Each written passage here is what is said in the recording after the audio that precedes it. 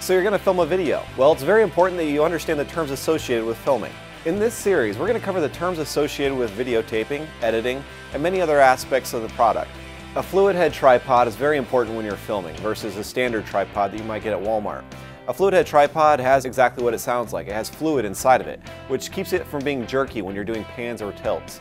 What is panning? Well, the standard definition for panning is when you're taking a camera and going from left to right very slowly or right to left, and it's going to give you a broad stroke of what you're seeing in almost like a panoramic setting. You also have tilting. Tilting is when you go down to up with the shot or up to down.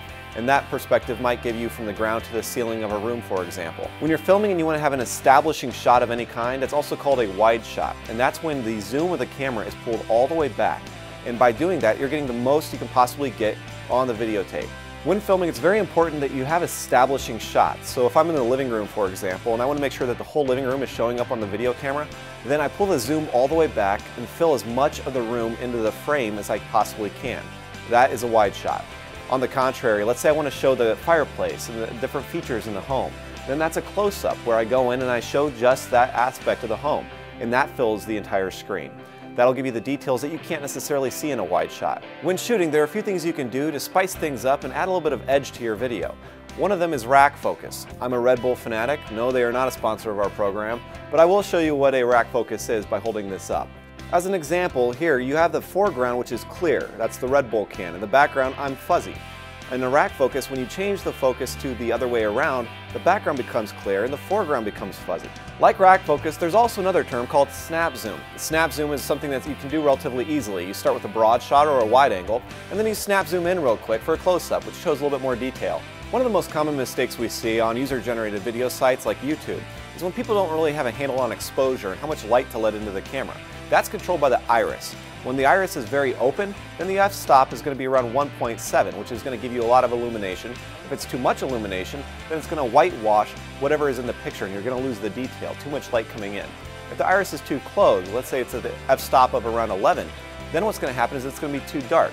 So what you have to do is find that nice little balance between the two, where you let enough light in to make a nice picture, where you get all the color, but you don't want to let too much light in where it actually washes out the detail. Speaking of white, you've probably heard of the term white balance. White balancing is telling the camera what true white is, and in turn you're telling it how to process and perceive other colors within the spectrum as well.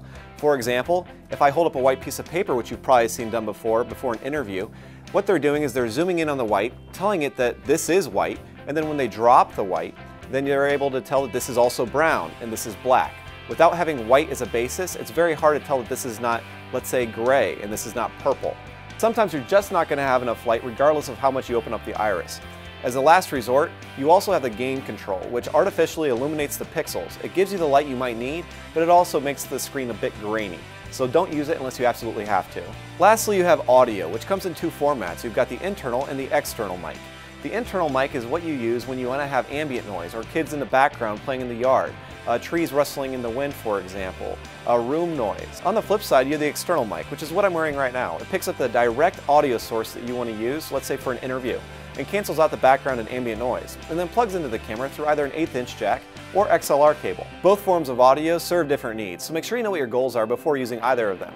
There are obviously more terms that we could go into right now, but these should get you going on your first video project. Until next time, this is Steven Schweikert with the V-Screen Vlog, and good luck.